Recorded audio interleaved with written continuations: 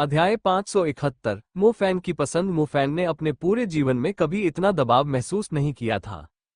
उसके सामने जो फैसला था उससे वो भाग नहीं सकती थी, चाहे वो कितना भी चाहती हो।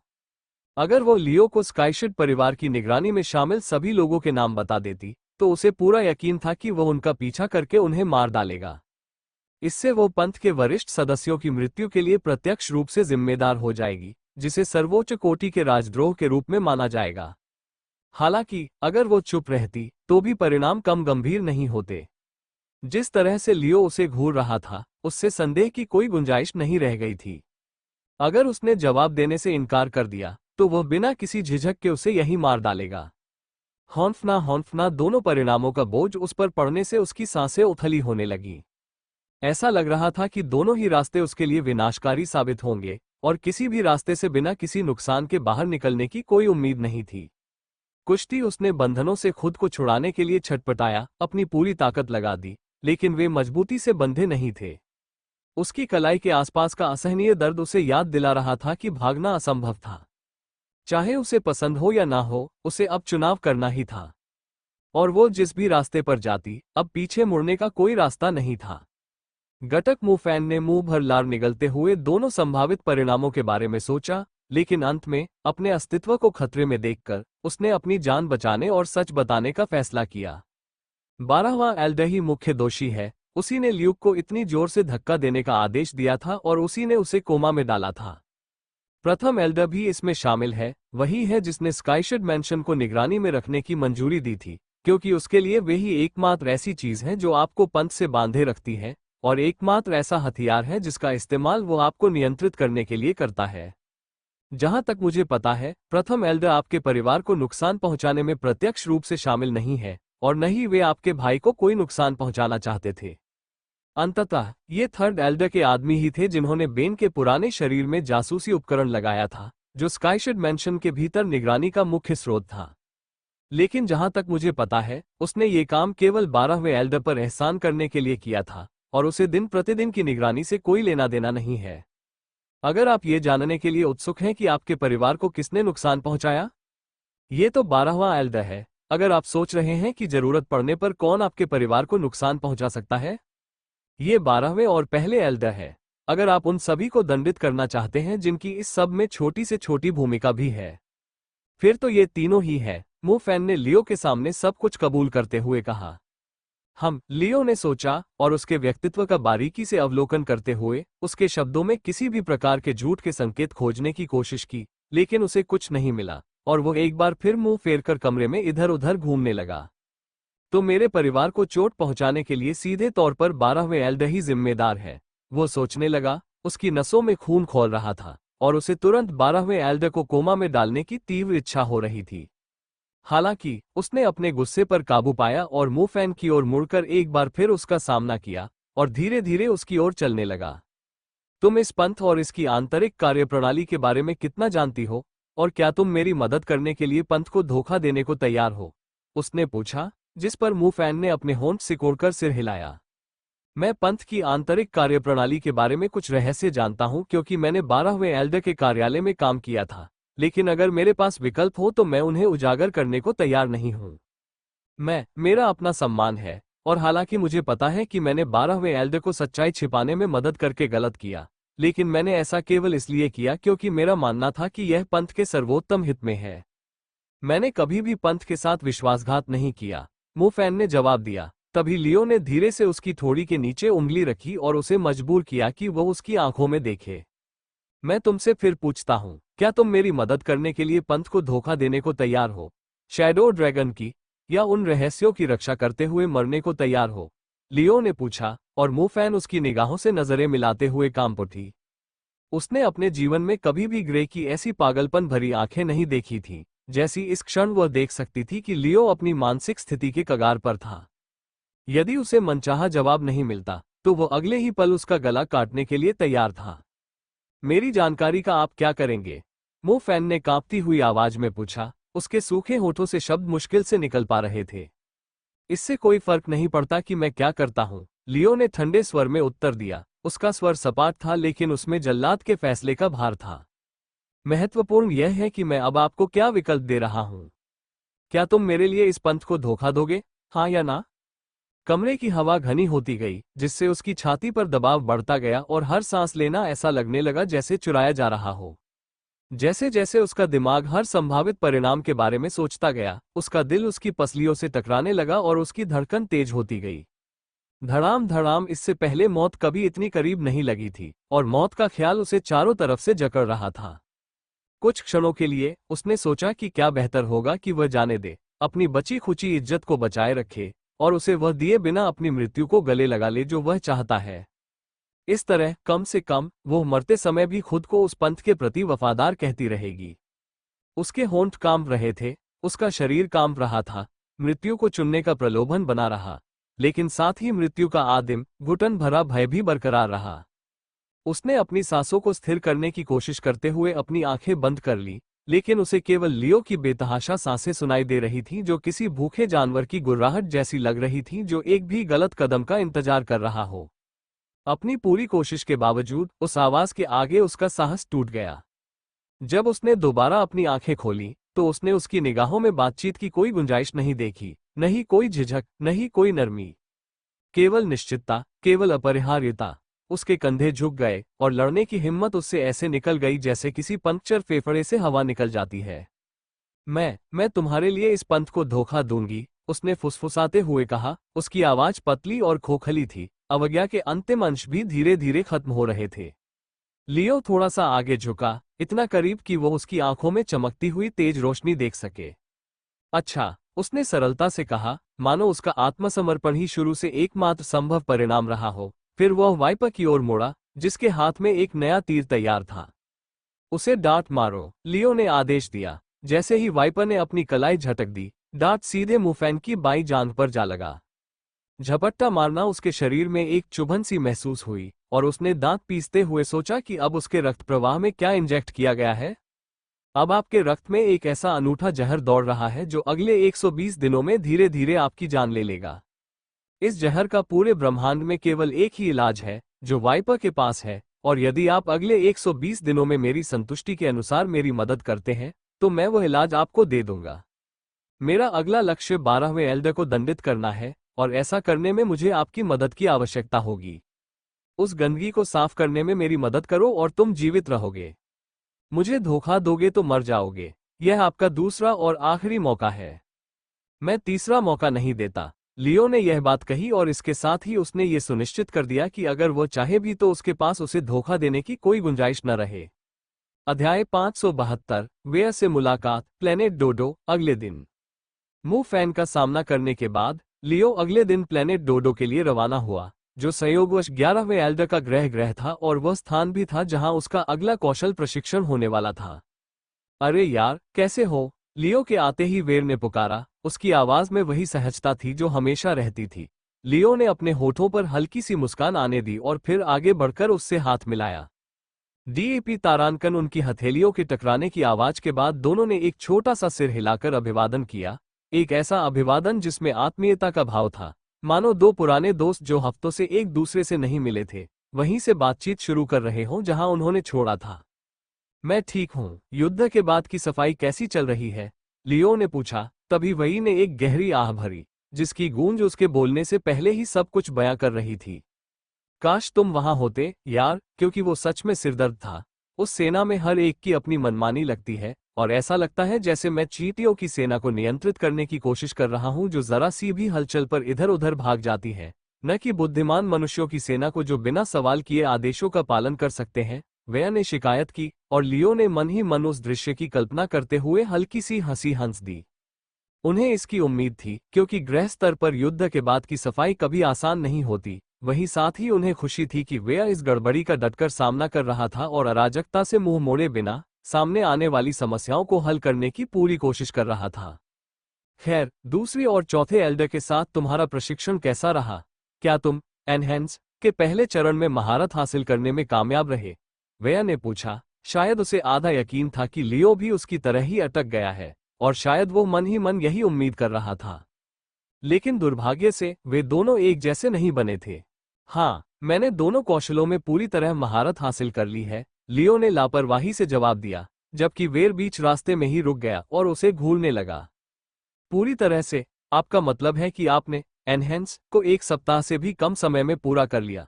उसने अविश्वास से पूछा, जिस पर लियो ने केवल सहमति में सिर हिलाया।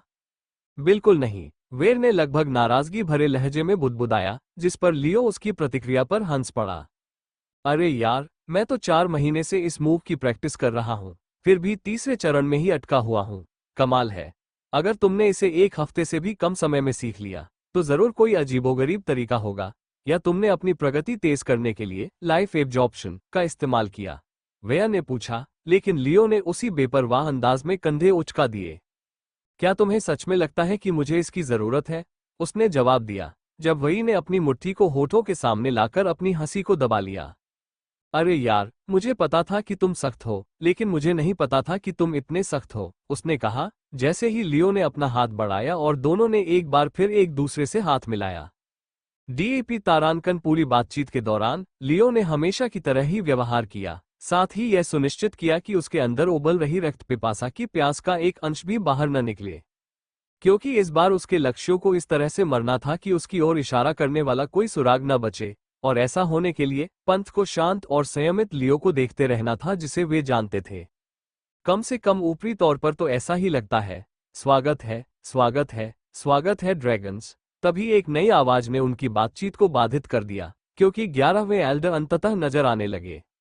डोडो ग्रह पर आपका स्वागत है। मुझे आशा है कि आपकी यात्रा सुखद रही होगी, और एक बार फिर सफल युद्ध अभियान के लिए मेरी हार्दिक बधाई। 11वें एल्डर ने लियो और वेर दोनों के सामने झुकते हुए कहा, जिससे दोनों ने भी उसी तरह सम्मान व्यक्त किया। मैंने आप दोनों की प्रतिभा के बारे में बहुत प्रशंसा सुनी है, 11वें एल्डर ने कहा। उनकी आंखें लियो और वेर के बीच अनुमोदन की चमक के साथ घूम रही थीं। उनकी मुस्कान गर्मजोशी से फैल रही थी, मानो वे वास्तव में उन्हें यहां पाकर प्रसन्न थे। इसलिए मैं आपको अपना खुद का निषिद्ध कौशल सिखाने के लिए उत्साहित हूं।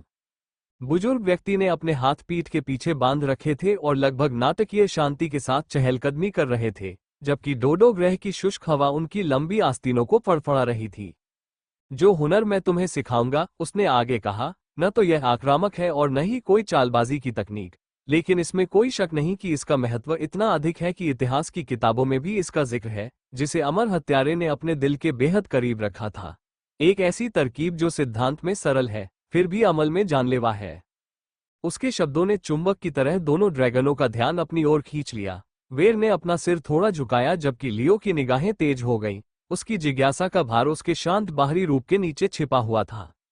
जो तकनीक मैं आपको सिखाने जा रहा हूं, बुजुर्ग ने कहा, विराम लेते हुए उनकी उत्सुकता को और भी तीव्र कर दिया। उसे निरस्त्रीकरण कहते हैं, और यह ठीक वही करती है जो इसके नाम से स्पष्ट है। यह आपके प्रतिद्वंद्वी से उसका मुख्य हथियार छीन लेती है, तलवारों की टक्कर या जटिल दांव पेच के बिना, बल्कि केवल उंगलियों के एक झटके से। ब्लेडों का कोई भौतिक संपर्क नहीं, कोई चेतावनी नहीं। उसने अपना दाहिना हाथ उठाया, उंगलियां शिथिल अवस्था में रखी, फिर उन्हें एक कुरकुरी क्लिक की आवाज के साथ चटकाया, जिसकी हल्की सी गूंज प्रशिक्षण हॉल में सुनाई दी। स्नैप! लियो की भौहें ऊपर उठ गईं। उसके दिमाग में पहले से ही इसके निहितार्थों का विश्लेषण चल रहा था। यदि वह ऐसी कला में महारत हासिल कर ले जिससे पहली बार तलवारें टकराने से पहले ही वह अपने प्रतिद्वंद्वी को निहत्था कर दे, तो संभवतः उसके पास कठिन द्वंद्व युद्धों से बचने का एक आसान तरीका हो सकता है, जहां वह अपने दुश्मनों को अचानक उनके हथियार खो देने पर आश्चर्यचकित कर सकता है। जब वह इस ग्रह पर एक निश्चित कौशल सीखने के लिए आया था, तब उसने निश्चित रूप से यह उम्मीद नहीं की थी, लेकिन अगर इसे बिना किसी तैयारी के और खुद को उजागर किए बिना अंजाम दिया जा सकता था, तो इससे मिलने वाला रणनीतिक लाभ बहुत बड़ा था।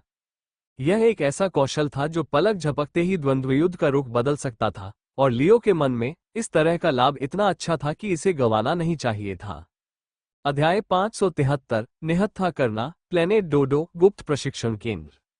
इस चाल का परिचय देने के बाद 11वें बुजुर्ग ने उत्साह से अपनी हथेलियों को रगड़ा और इस तरह हंसे जैसे कोई लड़का कोई नया खिलौना दिखाने के लिए उत्सुक हो, न कि उनकी हैसियत का कोई व्यक्ति। मुझे लगता है कि निरस्त करना उन चालों में से एक है जिसे समझाने की बजाय करके दिखाना बेहतर होता है, इसलिए मैं आपको इसे करके दिखाता हूं। अगर आप अनुमति दें तो लॉर्ड शैडो ड्रैगन, उसने मुस्कुराते हुए लियो पर अपनी निगाहें टिकाते हुए आग्रह किया। जरूर, लियो ने जवाब दिया और अपनी बेल्ट से 2 खंजर निकाले। परिचित वजन उसकी हथेलियों में महसूस हुआ। उसने एक बार अपने कंधे घुमाए और आगे बढ़कर संतुलित युद्ध मुद्रा अपना ली। बुजुर्ग ने सहमति में सिर हिलाया। फिर अपने हाथों को ढीले ढंग से अपनी पीठ के पीछे बांध लिया और उसी शांत, लगभग बातचीत वाले लहजे में बोलने लगे मानो प्रदर्शन शुरू होने से पहले उन्हें और भी निर्देश देने हों। अच्छा, अच्छा, अब अपनी पकड़ मजबूत रखो, किसी भी परिस्थिति में इसे ढीला मत करो और मुझ पर ध्यान केंद्रित करो, उसने कहा, और 2 आकस्मिक कदम बगल में बढ़ाए। उसकी चाल धीमी, सधी हुई थी और उसमें मन की शक्ति का जरा सा भी आभास नहीं था। लियो की निगाहें थोड़ी सिकुड़ गईं और उसकी उंगलियां तलवारों की मूठों पर कस गईं। एल्डर के शरीर में तनाव की कमी के कारण यह अनुमान लगाना असंभव था कि आगे क्या होने वाला है, फिर भी उसने अपनी सतर्कता कम नहीं होने दी। बुजुर्ग व्यक्ति उसके चारों ओर घूमता रहा और धीरे धीरे बोलता रहा, मानो वो उसका ध्यान आसन हमले के अलावा किसी और चीज पर केंद्रित रखने की कोशिश कर रहा हो। देखिए, लोग अक्सर यह उम्मीद करते हैं कि शानदार करतब दिखाने के लिए बहुत मेहनत करनी पड़ती है, लेकिन अक्सर सबसे सरल तरकीबें तब सबसे अच्छा काम करती हैं जब लक्ष्य को पता भी नहीं चलता कि कोई तरकीब आने वाली है, उन्होंने मुस्कुराते हुए कहा। और तब तारांकन स्नैप आवाज तीखी और स्पष्ट थी, जो प्रशिक्षण मैदान की शांति में हल्की सी गूंज रही थी। लियो की निगाहें अनायास ही बड़े व्यक्ति के हाथ की ओर गईं, उसका ध्यान क्षण भर के लिए उस शोर की ओर खींच गया, मानो उस क्षणिक ध्यान भटकाव में कोई अदृश्य चीज उसकी कलाई से छू गई हो। यह इतना जोरदार नहीं था कि इसे हमला कहा जा सके। वास्तव में इसका कोई खास असर नहीं हुआ, लेकिन इसका प्रभाव तत्काल ही महसूस हुआ। दोनों कटारें उसकी पकड़ से ऐसे फिसल गई मानो उसकी उंगलियां बंद करना भूल गई हो और पत्थर के फर्श पर गिरकर खटकने की आवाज हुई। खनकनाहट खनकनाहट। एक पल के लिए लियो बस उन्हें देखता रहा, उसका दिमाग ये समझने की कोशिश कर रहा था कि अभी अभी क्या हुआ था। बुजुर्ग व्यक्ति की मुस्कान और चौड़ी हो गई जब उसने नाटकीय ढंग से अपने हाथ फैलाए। ये निरस्त करना है, उन्होंने गर्व और मनोरंजन दोनों भावों से भरे स्वर में कहा। लियो धीरे से अपने हथियार उठाने के लिए झुका, उसकी निगाहें अभी भी उस बुजुर्ग पर टिकी हुई थीं क्योंकि वह अपने दिमाग में उस क्षण को दोहरा रहा था। उसे प्रतिरोध करने लायक कोई बल महसूस नहीं हुआ था, उसे ये भी एहसास नहीं हुआ था कि उसकी मांसपेशियों ने कब उसका साथ छोड़ दिया, जिसने इस घटना को उसके लिए और भी विचित्र बना दिया। कैसे? उसने सपाट स्वर में पूछा, जब बुजुर्ग एक कदम और करीब आए, अपना हाथ उठाया और अपनी कलाई की ओर इशारा किया। लॉर्ड शैडो ड्रैगन, आपको सहज प्रतिक्रिया के बारे में तो पता ही होगा, है ना? वो खेल जिसमें अगर कोई अपने घुटने के ठीक नीचे सही जगह पर दबाव डाले तो वो अनजाने में ही लात मार देता है, बड़े ने पूछा, जिस पर लियो ने सहमति में सिर हिलाया। उन्हें नी जर्क रिस्पॉन्स के बारे में पता था। यह एक ऐसी चीज थी जिसका इस्तेमाल डॉक्टर अक्सर यह निर्धारित करने के लिए करते थे कि किसी व्यक्ति को अपरिवर्तनीय तंत्रिका क्षति हुई है या नहीं। खैर, ये चाल भी लगभग उसी तरह काम करती है, लेकिन यहां आपको सिर्फ एक बिंदु के बजाय एक साथ 3 बिंदुओं पर निशाना लगाना होगा। देखो, 1 को छूने से कुछ नहीं होता, 2 को छूने से भी कुछ नहीं होता, लेकिन अगर तीनों को एक साथ छुआ जाए तो शरीर स्वतः ही मुट्ठी खोल देता है, चाहे आपकी पकड़ कितनी भी मजबूत क्यों न हो। उन्होंने लियो की कलाई पर उन्हीं बिंदुओं को दबाते हुए समझाया और दिखाया कि कैसे उनकी उंगलियां स्वतः ही खुल जाती है। वाह, वेर ने विस्मय से कहा, जबकि लियो ने अपनी कलाई को थोड़ा सा घुमाकर ऐसे देखा जैसे उसने उसे अपने जीवन में पहली बार देखा हो। बेशक, एक सामान्य द्वंद्व युद्ध में आप किसी के पास जाकर उसकी कलाई पर 3 बार वार नहीं कर सकते, वरना आप मारे जाएंगे, बुजुर्ग ने आगे कहा। असली कौशल तो यही है, तलवारों को आपस में टकराए बिना तीनों बिंदुओं पर वार करना। वो सीधा खड़ा हुआ और अपने हाथों को फिर से अपनी पीठ के पीछे मोड़ लिया। निरस्त्रीकरण में महारत हासिल करने के 3 चरण हैं। पहला है याद रखना। आपको उन बिंदुओं की सटीक स्थिति छोटे से छोटे अंश तक जाननी होगी और आपको किसी भी योद्धा पर, चाहे उसकी शारीरिक बनावट, कवच या हथियार कुछ भी हो, उन्हें सटीक रूप से इंगित करने में सक्षम होना होगा। यही आधार है। लियो ने हल्के से सिर हिलाया और उन शब्दों को याद करने की कोशिश की। दूसरी बात, बड़े ने आगे कहा, समय का ध्यान रखना जरूरी है। भले ही आप सही जगह पर वार करें, लेकिन अगर दुश्मन को पहले से ही आगाह हो जाए तो आपका हमला नाकाम हो जाएगा। उनकी सहज प्रतिक्रिया से हाथ खुल सकता है, लेकिन उनका दिमाग तुरंत उन्हें हाथ वापस पकड़ने के लिए कहेगा और आपको कुछ भी हासिल नहीं होगा। हमला तब होना चाहिए जब उनका ध्यान कहीं और हो। ध्यान भटकाना उतना ही जरूरी है जितना कि हमला खुद। लियो उस चटकने की आवाज के बारे में सोचने लगा। एक साधारण सी आवाज, हाने रहित, फिर भी उसने उसकी नजरें इतनी दूर खींच ली थी कि वह उस चीज को देख ही नहीं पा रहा था जो वास्तव में मायने रखती थी। और अंत में बड़े ने कहा, आखिरकार निष्पादन का चरण आता है। तुम अपने प्रतिद्वंदी को छुए बिना उन 3 बिंदुओं पर प्रहार करना सीखोगे, लेकिन ऐसा करने के लिए तुम्हें उच्चतम कोटि की वायु जादूगरी में महारत हासिल करनी होगी, शक्ति के लिए नहीं बल्कि गुप्तता के लिए। आपको उन बिंदुओं पर एक ही क्षण में 3 अलग अलग स्पंदन भेजने होंगे, और आपको ऐसा बिना कोई भी स्पष्ट निशान छोड़े करना होगा। कोई दृश्य गड़बड़ी नहीं, कोई भी ऐसा परिवर्तन नहीं जिसे वे महसूस कर सके। एक उत्कृष्ट स्तर के योद्धा या उससे ऊपर के योद्धा के विरुद्ध जरा सी भी चूक सब कुछ बर्बाद कर देगी। उसकी निगाहें दोनों ड्रैगनों के बीच घूमती रहीं, मानो वह ये तौल रहा हो कि क्या वे वास्तव में उस कठिन प्रश्न को समझ रहे हैं जो वो पूछ रहा था। ये बल प्रयोग की बात नहीं है, ये सूक्ष्मता की बात है। जिस क्षण नब्ज महसूस हो जाती है, अवसर हाथ से निकल जाता है। लियो की आंखें थोड़ी सिकुड़ गईं। वो पहले से ही इस बात पर विचार कर रहा था कि बिना किसी की नजर में आए इस तरह की नाजुक तकनीक का अभ्यास कैसे किया जाए। वेर ने धीरे से सीटी बजाई। किसी चमत्कार करने वाले के लिए तो ये काफी आसान लगता है, उसने बुदबुदाया, जिस पर लियो ने उसे तिरछी नजर से देखा। बुजुर्ग ने हंसते हुए कहा, यह आपको निराश करेगा, यह असंभव लगेगा, लेकिन जब आप आखिरकार सफल हो जाएंगे तो आप समझ जाएंगे कि कालातीत हत्यारे को यह इतना पसंद क्यों था। एक पल आपका दुश्मन हथियारों से लैस होगा, अगले ही पल वे अपने खाली हाथों को घूर रहे होंगे। वो पीछे हट गया और आंगन की दीवार के किनारे एक सीधी पंक्ति में व्यवस्थित प्रशिक्षण डमी की ओर इशारा किया। आज के लिए हम पहले चरण से शुरू करते हैं, यानी याद करना। आप इन डमी पर बिंदुओं को तब तक ढूंढने का अभ्यास करेंगे जब तक आप उन्हें बिना सोचे समझे न ढूंढ लें। एक बार जब आप इसमें माहिर हो जाएं, तो हम समय का अभ्यास करेंगे। जब दोनों में आप पूरी तरह से निपुण हो जाएंगे, तभी हम पवन जादू के प्रदर्शन की ओर बढ़ेंगे। लियो ने अपनी कलाई एक बार घुमाई, उसे अभी भी उस अनैच्छिक मुक्ति की हल्की सी गूंज महसूस हो रही थी। यह एक अनोखी चाल थी जिसके बारे में उसने कभी सोचा भी नहीं था कि सिद्धांत में यह इतनी सरल होगी, लेकिन यही बात उसके मन में इसे पूरी तरह से सीखने लायक बनाती थी। अपना समय लो, तुम्हारी नींव जितनी सटीक होगी, तुम्हारा क्रियान्वयन उतना ही घातक होगा। जब तुम दोनों आंखें बंद करके भी उन बिंदुओं को भेद सकोगे, तब मुझे पता चल जाएगा कि तुम तैयार हो। फिलहाल मैंने शुरुआती कुछ डमी पर उन्हें पेंट कर दिया है, इसलिए आपको बस अपने पसंदीदा हथियारों का उपयोग करके उन पर हमला करना होगा। जब आप ऐसा कुछ बार कर लेंगे, तो आपके पास सैकड़ों लकड़ी के पुतले होंगे जिन पर कोई निशान नहीं होगा, इसलिए आपका काम उन पुतलों को ठीक उन्हीं बिंदुओं पर मारना है, और इसे लगातार करना है। बेशक, मैं आपको बताऊंगा कि आप कब गलती करते हैं, और आपके द्वारा किए गए प्रत्येक प्रयास का निरीक्षण करूंगा ताकि आपको सुधार करने के तरीके के बारे में मार्गदर्शन मिल सके। लियो और वेयर ने एक संक्षिप्त नजरें एक दूसरे पर डाली। किसी ने कुछ नहीं कहा, लेकिन दोनों उस कार्य को समझ गए थे जिसे उन्हें आगे पूरा करना था। मजेदार होगा, वेर ने आखिरकार कहा, जैसे ही दोनों ने अपनी गर्दनें चटकाई और काम पर लग गए। अध्याय 574, कैओसब्रिंगर का आगमन, प्लेनेट डोडो, गुप्त प्रशिक्षण केंद्र, 7 दिन बाद। लियो और वेर को निरस्त्रीकरण के पहले 2 चरणों को पूरा करने में 4 दिन लगे। फिर भी तीसरे चरण में उन्हें जवाब खोजने में काफी मशक्कत करनी पड़ी, क्योंकि हर प्रयास विफल रहा और हर विफलता ने तकनीक को पहले से भी अधिक असंभव बना दिया। मैं चाहे जितनी भी कोशिश कर लूं, पानी को हिलाए बिना यह नहीं हो सकता। यार, ये तो किसी जादूगरी वाली बात है। मैं कोई जादूगर नहीं हूं, मैं तो एक हत्यारा हूं। आखिर ये चाल है क्या? एक और नाकाम कोशिश के बाद वेयर ने अपना हाथ नीचे करते हुए शिकायत की।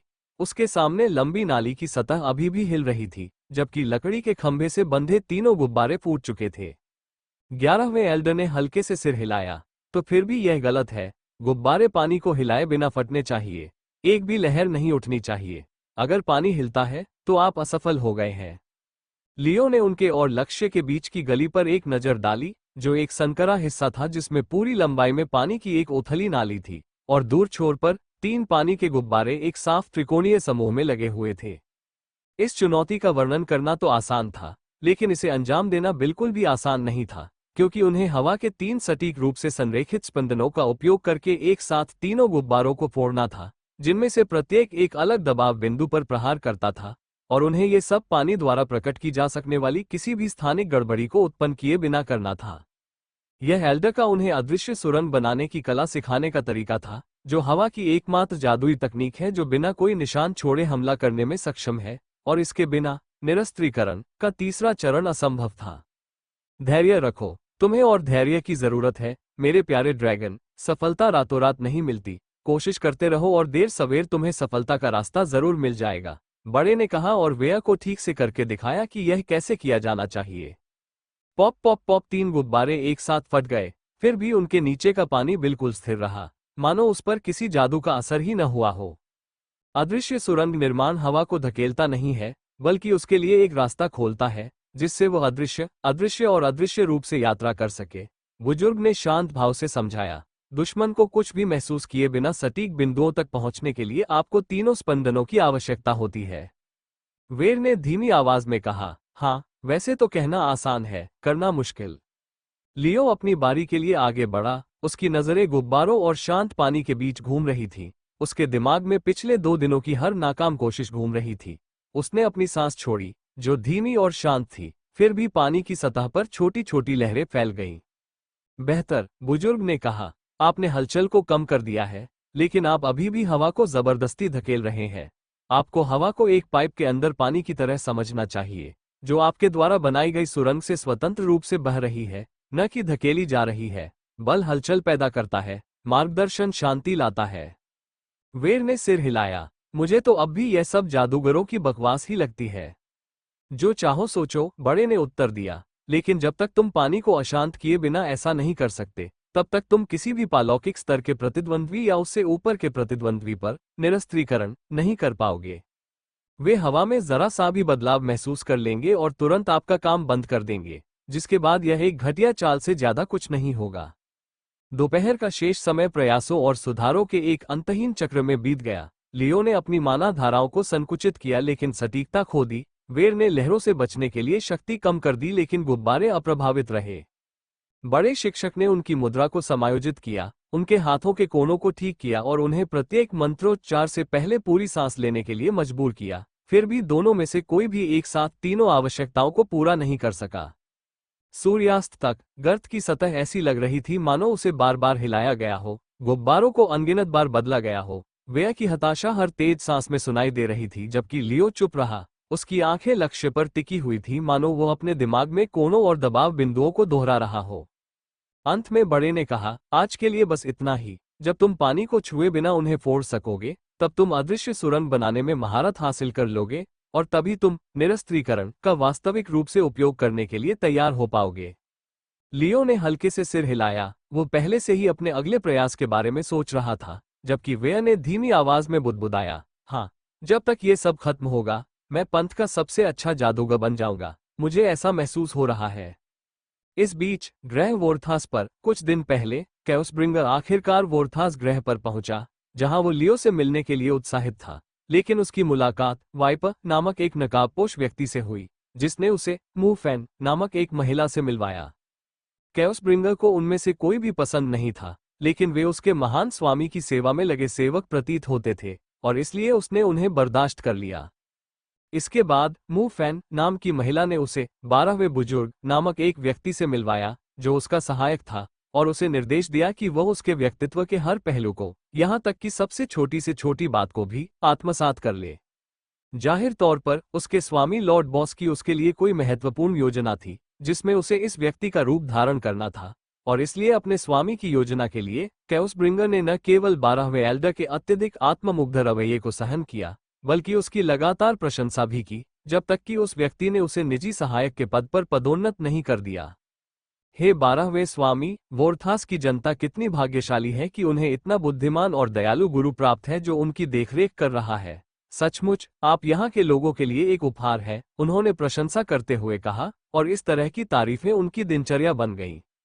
महज 2 दिनों में कैओसब्रिंगर ने 12वें एल्डर के अधिकांश तौर तरीकों को आत्मसात कर लिया, जिसमें उनके चलने, बोलने और मुस्कुराने का तरीका भी शामिल था।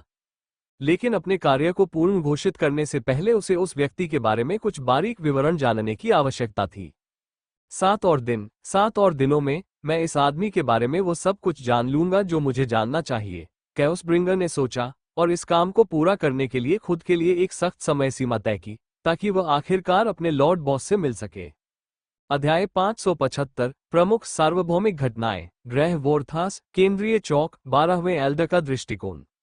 12वें एल्डर एक विशाल 12 फुट ऊंचे मंच पर खड़े थे, जिनके पीछे पृष्ठभूमि में ड्रैगन की सेना, आरोहण पंथ और वोर्थास श्रमिक संघ के बैनर लटके हुए थे, और वे 50,000 लोगों की भीड़ को संबोधित कर रहे थे। चुनाव का मौसम नजदीक आ रहा था, और उसे न केवल इस चक्र में ग्रह वोर्थास के प्रशासनिक अधिकार सुरक्षित करने की आवश्यकता थी, बल्कि उम्मीद है कि कुछ और ग्रहों तक विस्तार करने की भी आवश्यकता थी, जिससे वह खुद को 12वें एल्डर के पद से पदोन्नत करके संभवतः 7वें या 5वें एल्डर के पद तक पहुंचा सके। हाल ही में उनकी लोकप्रियता में आए उछाल को देखते हुए ऐसा लग रहा था कि वह ऐसा कर सकते हैं और कम से कम 3-5 और ग्रहों के प्रशासनिक अधिकार हासिल कर सकते हैं। अगर आप लोगों को याद हो, उसने साउंड प्रोजेक्टरों के माध्यम से गूंजती हुई अपनी आवाज में कहना शुरू किया, जब दुष्ट सर्प दुप्रावेल नूना ने ड्रैगन पर हमला किया था, तब मैं उसके साथ कंधे से कंधा मिलाकर खड़ा था। उस नाम को सुनकर भीड़ गुस्से से दहाड़ उठी, कुछ लोग अपशब्द चिल्लाने लगे तो कुछ ने हवा में मुट्ठी लहराई। मैं उस दिन उसे मार नहीं सका, और हाँ, वह भाग निकला। बुजुर्ग ने नाटकीय प्रभाव के लिए अपनी आवाज को थोड़ा धीमा करते हुए कहा, लेकिन मैंने तुमसे क्या कहा था? उसने दर्शकों की ओर इशारा करते हुए, मानो किसी जवाब देने वाले व्यक्ति की तलाश में चेहरों को घूर रहा हो। हम उसे पकड़ेंगे और उसे न्याय के कटघरे में लाएंगे। और क्या मैंने ये किया या नहीं? इसके बाद गूंजी जयकार से पूरा चौक हिल गया। उनके नाम के नारे लहरों की तरह उठते और गिरते रहे। शोरगुल में डूबने के बाद उसने शांति का संकेत देते हुए दोनों हाथ ऊपर उठाए और गर्व भरी मुस्कान बिखेरी। 32 लंबे वर्षों के बाद पंथ ने एक नए ग्रह पर विजय प्राप्त कर ली है। हम एक बार फिर विस्तार कर रहे हैं। चौक में एक बार फिर से रौनक उमड़ पड़ी। लोग अपने पैरों को पटकने लगे और झंडे लहराने लगे, जिसकी आवाज आसपास की इमारतों से टकराकर गूंजने लगी। लेकिन उन्होंने पोडियम पर आगे झुकते हुए शब्द को लंबा खींचते हुए कहा, उनकी आवाज लगभग रहस्यमयी सी हो गई। क्या हमारी ड्रैगन सेना के पास सर्वोत्तम संसाधन है? सर्वोत्तम प्रशिक्षण? सर्वोत्तम चिकित्सक? उसे पलटकर नहीं की आवाजें सुनाई दी। बिल्कुल सही, नहीं, वे ऐसा नहीं करते, उन्होंने धीरे धीरे सिर हिलाते हुए कहा, क्योंकि पिछले 30 वर्षों में हम अपनी निराशा में इतने डूबे रहे कि ऐसे पहलुओं पर ध्यान ही नहीं दे पाए। जमीन पर कब्जा करने के बजाय उसे बचाए रखने में ही संतुष्ट रहे। जीत की मांग करने के बजाय अस्तित्व को स्वीकार करने में जल्दबाजी की। वो सीधा खड़ा हुआ और अपनी मुट्ठी सीने पर पटकी। लेकिन अब और नहीं, मुझे फिर से चुनिए, और मैं ये सुनिश्चित करूंगा कि हमारी ड्रैगन सेना को सब कुछ बेहतरीन मिले। सबसे उत्तम हथियार, सबसे कुशल चिकित्सक, सबसे निपुण प्रशिक्षण, ताकि वे हर कुछ महीनों में हमारे लिए एक नया ग्रह जीत सकें। इस बार भीड़ का शोर इतना तेज था कि कान बहरे हो रहे थे, झंडे हवा में लहरा रहे थे और 12वें भगवान के नारे पूरे चौक में गूंज रहे थे। मुझे लगता है आपका भाषण बहुत ही शानदार रहा, लॉर्ड 12th। मुझे लगता है कि आप मेरे पूरे जीवन में अब तक के सबसे महान वक्ता हैं जिन्हें मैंने बोलते हुए देखने का सौभाग्य प्राप्त किया है। भाषण समाप्त होने और 12th एल्डर के सार्वजनिक नजरों से ओझल हो जाने के बाद कैओसब्रिंगर ने उनकी प्रशंसा की। हाँ हाँ हाँ हाँ हाँ, यह निश्चित रूप से मेरे बेहतरीन भाषणों में से एक था। दर्शक बिल्कुल जोश से भरे हुए थे। उन्होंने प्रशंसा स्वीकार करते हुए अपनी नाक को थोड़ा सा ऊपर उठाते हुए कहा, आगे क्या है मेरे प्रभु? आपकी शानदार महिमा का प्रदर्शन करने के लिए हम अगला कौन सा नया ग्रह देखने जा रहे हैं?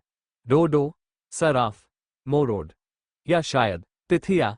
कैओसब्रिंगर ने सुझाव दिया, और 12वें एल्डर ने इस सुझाव पर हल्की सी हंसी हंस दी। नो, मोरोड और तितिया का तो सवाल ही नहीं उठता। मेरे पास गति तो है, लेकिन मैं अभी प्रथम या द्वितीय एल्डर से सीधे टकराव करने के लिए पर्याप्त मजबूत नहीं हूं। वहां के मजदूर संघ इतने मजबूत हैं कि वे मुझे अपनी धरती पर सार्वजनिक भाषण देने नहीं देंगे, वरना वे भाषण में बाधा डालने के लिए अपने आदमियों को भेज देंगे। सर्फ की बात करें तो शायद हम इसे अपने चुनावी अभियान का आखिरी पड़ाव बना सकते हैं, लेकिन फिलहाल आइए डोडो पर ध्यान केंद्रित करें। आंतरिक सर्वेक्षण के अनुसार ग्रह डोडो ही वह जगह है जहां हमारे चुनाव जीतने की सबसे अधिक संभावना है, 12वें एल्डर ने कहा, और उनके शब्दों के माध्यम से कैओसब्रिंगर को एक नई जानकारी मिली। ग्रेटर दैन अहंकारी 12वें एल्डर को पहले और दूसरे एल्डर्स को सीधे नाराज करने से डर लगता था।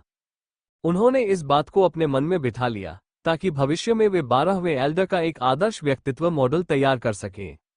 इसी बीच शाश्वत उद्यान के भीतर कैलिथ के दृष्टिकोण से आगामी महीनों में होने वाले महत्वपूर्ण ब्रह्मांडीय आयोजनों में केवल पंथ के आंतरिक चुनाव ही एकमात्र महत्वपूर्ण आयोजन नहीं थे, क्योंकि कुछ ही हफ्तों में सभी धर्मी गुटों के देवताओं के बीच सर्व देवताओं का शिखर सम्मेलन भी होने वाला था।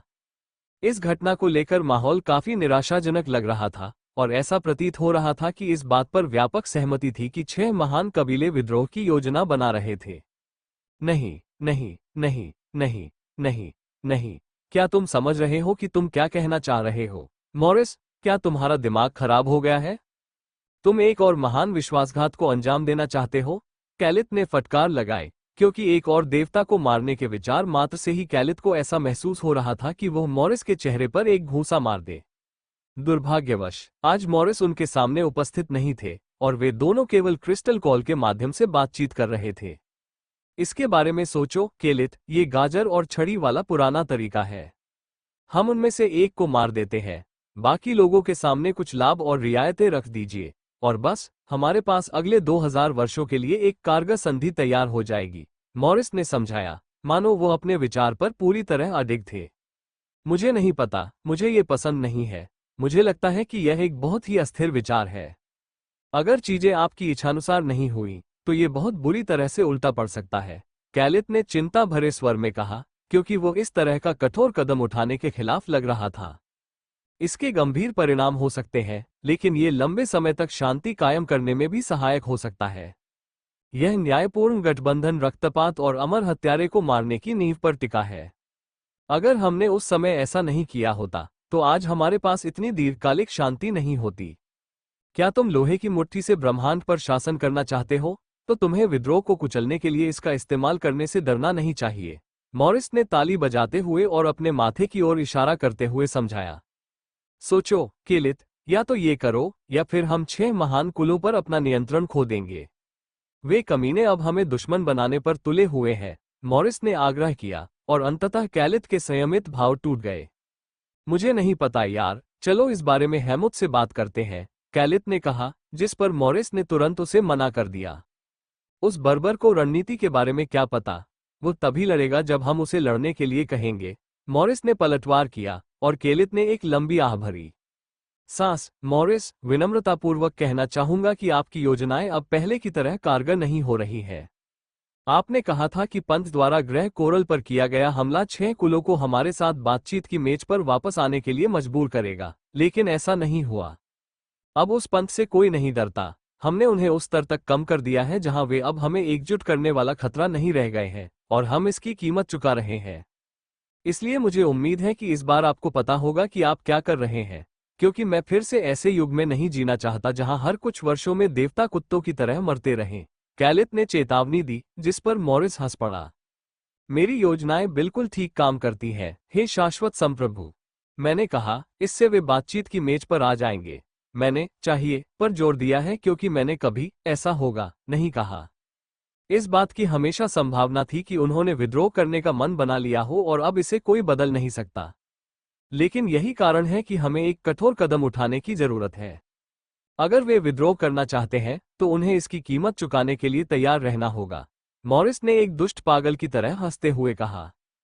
छोटी छोटी बातों पर परेशान होना बंद करो और अपनी मूल तलवारों को चमकाना शुरू करो। जल्द ही उन्हें किसी और देवता के हृदय को भेदने की आवश्यकता होगी, मॉरिस ने कॉल काटने से पहले कहा। अध्याय 576, निरस्त्रीकरण में महारत हासिल करना। प्लेनेट डोडो गुप्त प्रशिक्षण केंद्र। लियो के दृष्टिकोण से लियो ये बात मानना नहीं चाहता था, फिर भी पानी के गुब्बारों को फोड़ने के लिए हवा की एक सूक्ष्म लहर भेजना सीखना उसके जीवन के सबसे कठिन प्रशिक्षणों में से एक साबित हो रहा था, क्योंकि कई दिनों तक लगातार बिना उचित आराम के वो और वे पानी की लंबी नाली पर हवा की लहरों के लगातार झटके छोड़ते रहे, और हर बार ऊपर की हवा की धाराओं में जरा सी भी हलचल से सतह पर लहरें उठती थीं। चाहे उन्होंने कितना भी प्रयोग किया हो, चाहे उन्होंने कितनी भी दृढ़ता से खुद को आगे बढ़ाया हो, वे बस सही ढंग से उसे अंजाम नहीं दे सके, मानो वो चाल केवल बार बार अभ्यास करने से सीखी ही न जा सके। ये गति या शक्ति के बारे में नहीं है। लियो को आखिरकार यह एहसास हुआ, क्योंकि चाहे वो हवा के प्रवाह को इतनी तेजी से आगे बढ़ाए कि आंखें उसे देख न सके या उसे इतनी ताकत से उत्पन्न करे कि लकड़ी चकनाचूर हो जाए, फिर भी वो पता लगाने योग्य बनी रहती थी। इसीलिए उन्होंने यह मान लिया था कि समाधान उचित तकनीक में निहित होना चाहिए, जिसका वेग और शक्ति के कच्चे अनुपात से कोई लेना देना नहीं है। अदृश्य हवा की लहर गोली की तरह चलती है, घूमती है और अपने आसपास की हवा की धाराओं में सुरंग बनाती हुई आगे बढ़ती है।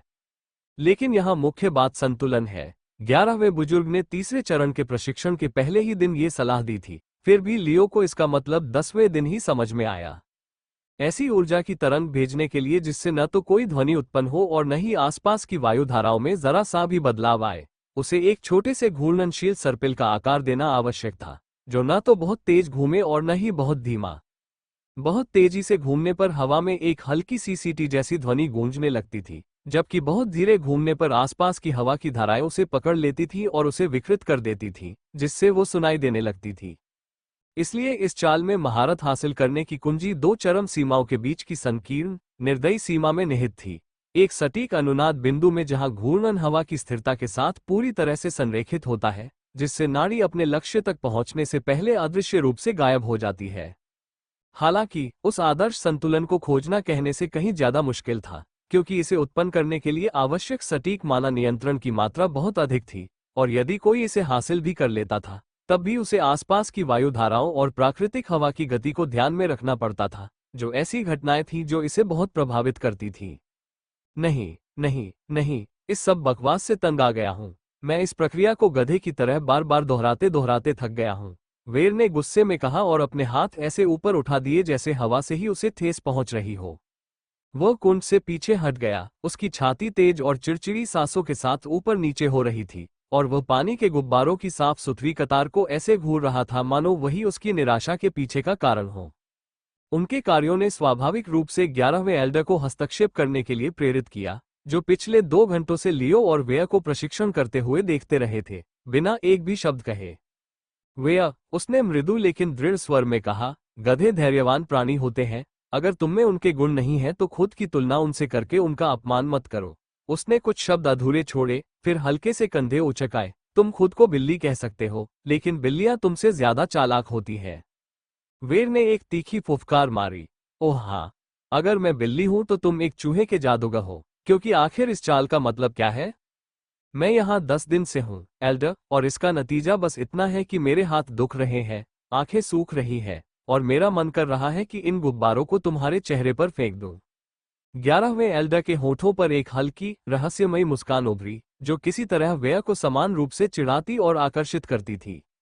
वह आगे बढ़ा, उसके बूटों की हल्की आवाज जमीन पर सुनाई दी जब तक कि वो दोनों ड्रैगनों के बीच नहीं रुक गया। उसने पहले वेया की ओर, फिर लियो की ओर देखा। अंत में उन्होंने कहा, इस चाल को सीखने के लिए आपको गलत चीजों को नियंत्रित करने की अपनी आवश्यकता को छोड़ना होगा। आप दोनों हवा को इस तरह नियंत्रित करने की कोशिश कर रहे हैं जैसे कि वह आपकी बात मानेगी, लेकिन हवा बल से प्रतिक्रिया नहीं करती, वह लय से प्रतिक्रिया करती है। इसलिए आपको उससे तालमेल बिठाना सीखना होगा, उस पर हावी होना नहीं। ये तो किसी जादूगर की बात लगती है, वेर ने हाथ मोड़ते हुए बुदबुदाया। बुजुर्ग मुस्कुराए, शायद, लेकिन इसके पीछे एक वजह है। उन्होंने हाथ उठाकर एक हल्की सी हवा की लहर आगे भेजी, जिससे कुंड के दूसरे छोर पर रखा एक गुब्बारा पानी में बिना कोई हलचल मचाए फूट गया। और तुम नहीं कर सकते। तुम्हारी शक्ति हवा में एक मेहमान की तरह है, वेया। जब कोई मेहमान बिना बुलाए आता है, तो मेजबान को पता चल जाता है। तुम्हारा काम ये सुनिश्चित करना है कि किसी को पता भी न चले कि तुम यहाँ थे। लियो ने आंखें सिकोड़ते हुए उस हरकत का ध्यानपूर्वक अध्ययन किया। 11वें बुजुर्ग द्वारा भेजी गई तरंग वास्तव में तेज नहीं थी, बल्कि आक्रमण के मानकों के हिसाब से काफी धीमी थी, लेकिन फिर भी इसके उत्तम संतुलन ने इसे अदृश्य बना दिया। अब, बुजुर्ग ने पीछे हटते हुए कहा, आप दोनों गहरी सांस लें, अपनी मुद्रा को ठीक करें। हम इसे तब तक बार बार दोहराएंगे जब तक आप दोनों इसे सही ढंग से नहीं कर लेते। इस बार वही ने कोई बहस नहीं की, उसका जबड़ा कसा हुआ था, लेकिन एल्डर के लहजे ने आगे शिकायत करने की कोई गुंजाइश नहीं छोड़ी। उन्होंने फिर से शुरुआत की, माना को इकट्ठा किया, उसे आकार दिया और गुब्बारों की ओर लगातार स्पंदन छोड़े।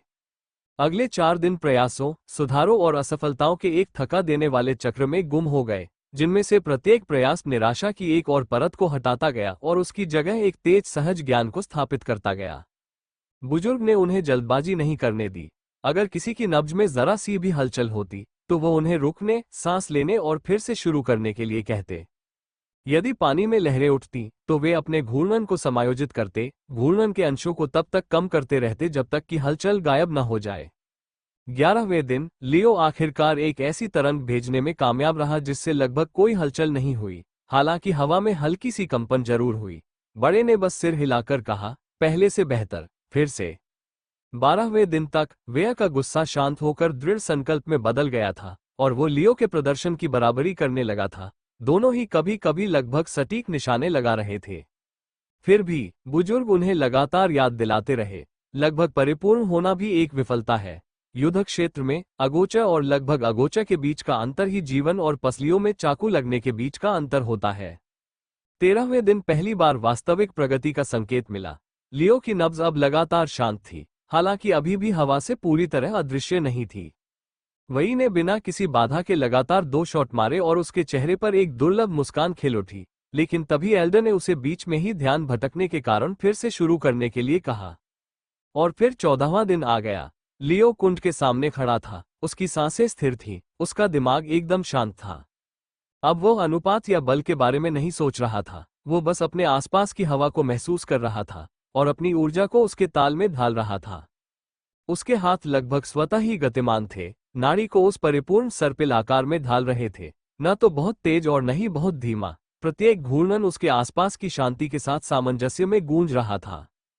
तारांकन, तारांकन बिना किसी आहट के, बिना किसी बदलाव के, नाड़ी उसके हाथ से निकल गई और क्षणों के बीच के अंतरिक्ष में विलीन हो गई। इस बार पानी में कोई हलचल नहीं हुई, हवा में कंपन नहीं हुआ। पॉप पॉप पॉप, और उनकी खुशी के लिए दूर छोर पर मौजूद तीनों गुब्बारे साफ सुथरे तरीके से फट गए, जो इस बात का एकमात्र संकेत बन गया कि वहां कभी स्पंदन हुआ था। बुजुर्ग की मुस्कान और चौड़ी हो गई, इस बार सच्ची। लो, उन्होंने धीरे से कहा, यही तो निरस्त्रीकरण का सार है। अब फिर से हमला करो।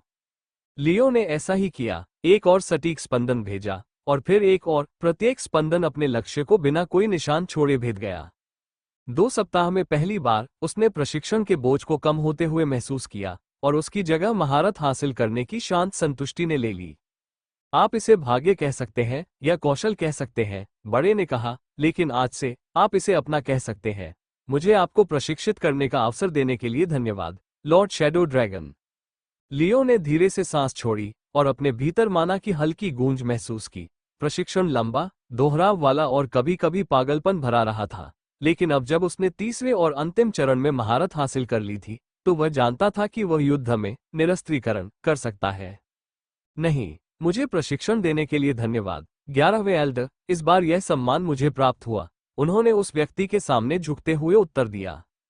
अध्याय 577, एक केंद्रित सिंह राशि, ग्रह वोर्थास। लियो के दृष्टिकोण से 11वें एल्डर के साथ अपना प्रशिक्षण पूरा करने के बाद लियो ग्रह वोर्थास लौट आया और अगले 3 हफ्तों तक उसके और व्यय के लिए किसी अन्य कौशल प्रशिक्षण का कार्यक्रम निर्धारित नहीं था। वापस लौटने पर वो सबसे पहले मुफैन से मिलने गया, जो पिछले 2 हफ्तों में काफी पीली पड़ गई थी और जहर के कारण उसकी शारीरिक स्थिति बिगड़ने लगी थी। कभी दमकती रहने वाली उनकी त्वचा अब एक भूतिया पीलापन लिए हुए थी, उनके गालों की गर्माहट की जगह एक अस्वस्थ, लगभग पारदर्शी रंग ने ले ली थी। उसकी आंखों के नीचे गहरे काले घेरे मजबूती से जमे हुए थे, जबकि उसके होठों का रंग पूरी तरह से उड़ गया था और किनारों पर हल्की दरारें पड़ गई थीं। यहां तक कि उसकी शारीरिक मुद्रा भी बदल गई थी, मानो जहर का भार हर गुजरते घंटे के साथ उसकी ताकत को कम कर रहा हो। फिर भी इन सब के बावजूद उसकी निगाहें अब भी उतनी ही तीक्ष्ण थीं, मानो वो कमजोरी के आगे झुकने से इनकार कर रही हो। मैंने वो सब कुछ किया जो आपने मुझसे करने को कहा था। मैंने तुम्हारे एजेंट को 12वें एल्डर के पास तैनात कर दिया है। मैंने उनके आगामी कार्यक्रम की एक प्रति तैयार कर ली है और तुम्हारे कहे अनुसार उनके कुछ अतिरिक्त कपड़े भी चुरा लिए हैं, मुफैन ने धीमी आवाज में कहा। ऐसा लग रहा था कि जहर ने उसकी जोर से बोलने की क्षमता को भी प्रभावित कर दिया था। लियो ने जवाब दिया, मानो उसे इन छोटी छोटी बातों में बिल्कुल भी दिलचस्पी न हो, बल्कि वो सीधे मुफैन की आंखों में देखता रहा और घूरता रहा। क्या तुमने पिछले कुछ दिनों में ऐसा कुछ किया है जिससे मेरा या मेरी योजना का उल्लंघन हुआ हो? लियो ने पूछा, जिस पर मुफैन ने बिना हिचकिचाए अपना सिर हिला दिया। नहीं, उसने आत्मविश्वास भरी आवाज में जवाब दिया, जबकि लियो ने उसके आभा मंडल की रूपरेखा का अवलोकन किया, जो अपरिवर्तित रहा।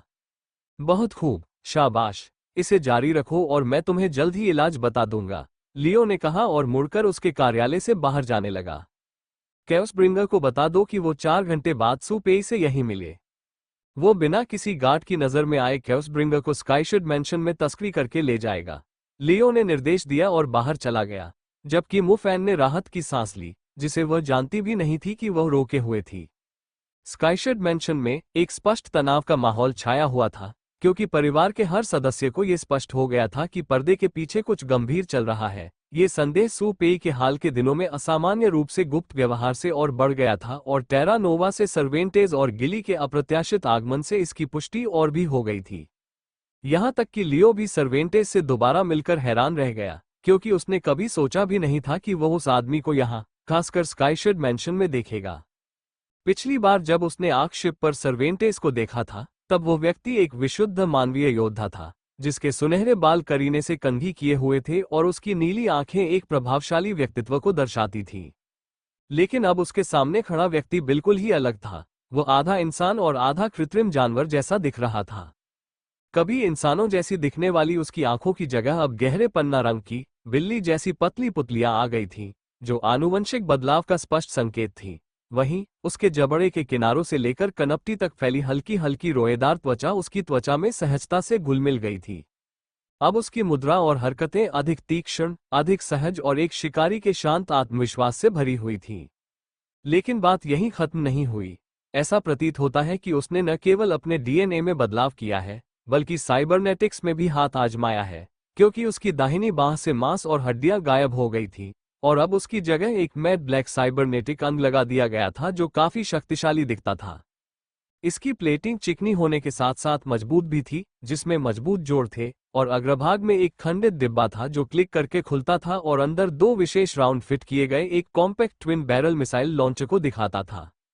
यह एक साहसिक और नवीन परिवर्तन था, क्योंकि सेरवांटेज अब वो सुनहरे बालों वाला, नीली आंखों वाला योद्धा नहीं था जिसे लियो कभी जानता था, बल्कि वह जानवर, मनुष्य और मशीन का एक संकर रूप था। तुम्हारे साथ आखिर हुआ क्या? लियो ने पूछा, जिस पर सर्वेंटेज ने हंसते हुए एक गहरी सांस ली। यह एक लंबी कहानी है, लेकिन मेरे लिए टेरा नोवा ग्रह की अग्रिम पंक्ति में जीवित रहना कठिन था। मुझे मजबूत और तेजी से बढ़ने की जरूरत थी, इसलिए मैंने आनुवंशिक संशोधन का रास्ता चुना। मुझे पता था कि इससे भविष्य में मेरी क्षमता सीमित हो जाएगी, लेकिन उस समय मैं सुधार करने के लिए बेताब था, इसलिए अब मुझे अपने फैसले पर कोई पछतावा नहीं है। जहां तक हाथ की बात है, मैंने उसे युद्ध में खो दिया था, इसलिए मुझे उसे बदलना पड़ा।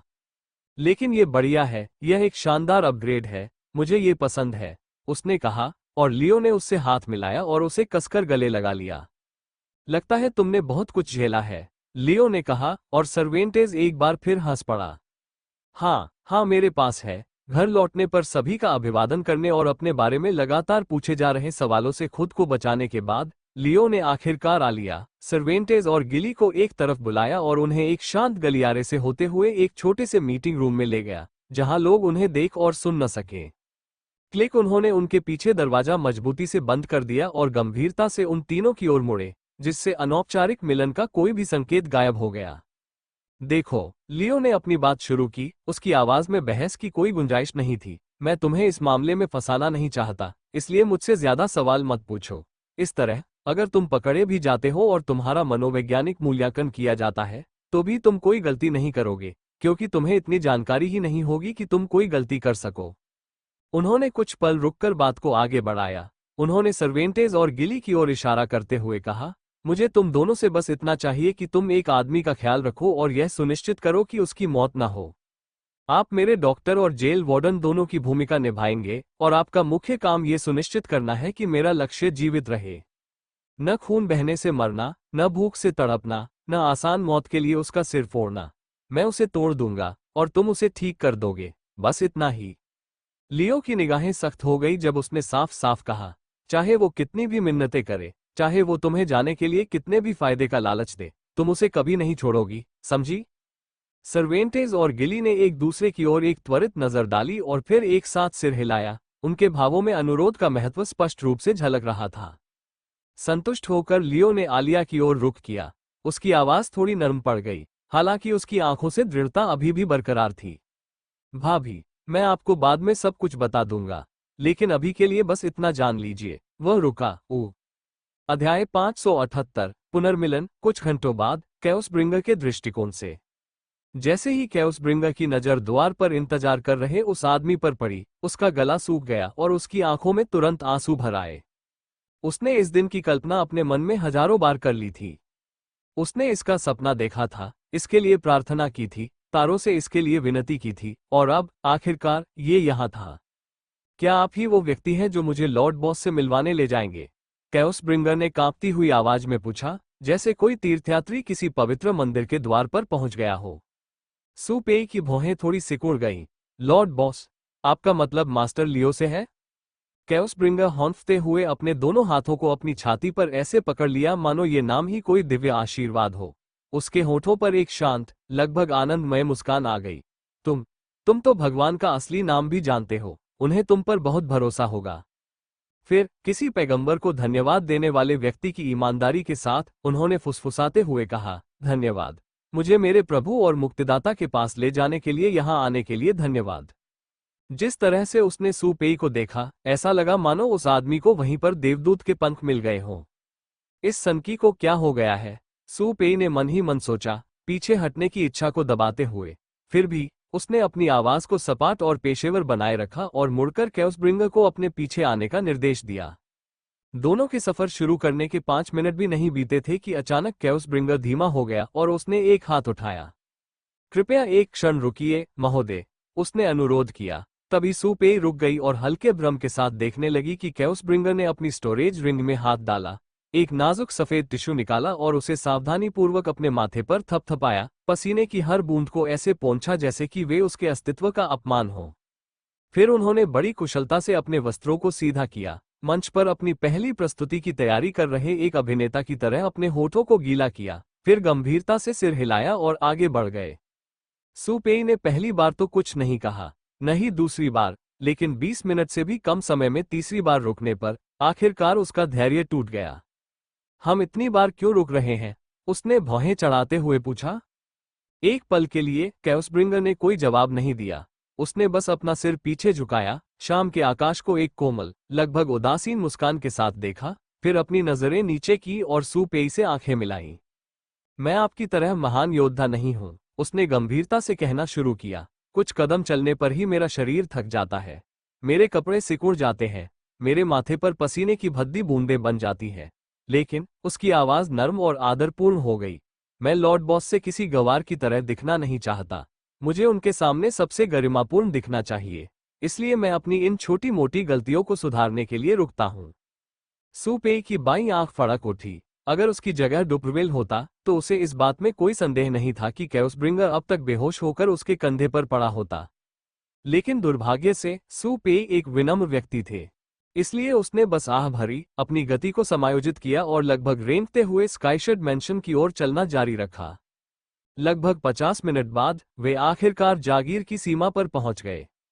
चढ़ जाओ, सू पेई ने थोड़ा झुकते हुए निर्देश दिया। मैं तुम्हें चुपके से अंदर ले जाऊंगी।